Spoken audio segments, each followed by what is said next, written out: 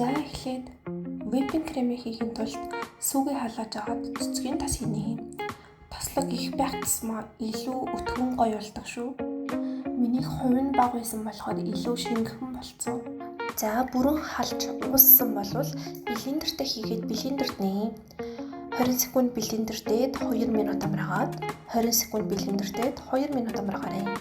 Блендерцэн бэлтцээ хөргөчөнд хонвсны дараа миксер дээд whipping cream маань ерөнхийдөө бэлэн болно. За одоо кексээ хийцгээе. Манайд хэвэн бав хамгийн сүүлийнх нь үлдсэн. Үүнийгээр хийж ийн. Их олоудаа хийсэн болохоор баримжаагаараа шууд грамлахгүй хийчихсэн.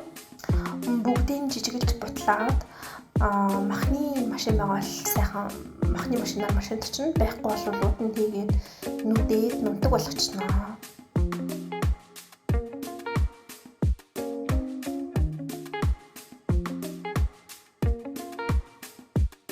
За нунтаг болцсон бэлтцсэн маань ерөнхийдөө харагдаж байна.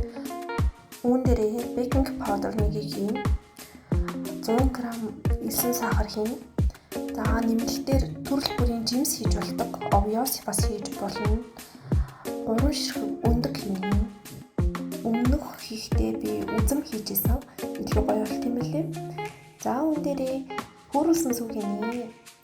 За сайтар хутгаад ялцгай. Тэгтээ шингэн урсгаар биш. Барьсламтай болох ёстой шүү. За тэгээ надад какао байсан. Какаогоо олоод сүлд нэмсэн.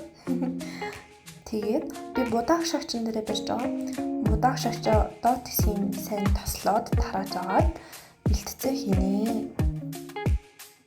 Жид сайхан тараагаад ширээн дээрээ цохиж хийгүү болгоод будаах шахад иймэрхүү болно. За голоор нь зүсээд доторх хэсгийг би ухаад тогоо шиг болгох гэж хичээсэн. Ягаад гэхээр миний whipping cream илүү шингэхэн болсон болохоор урсах юм шиг санагдаад тогоон дотроо хийвлээр гайгүй гэж бодоод хийсэн.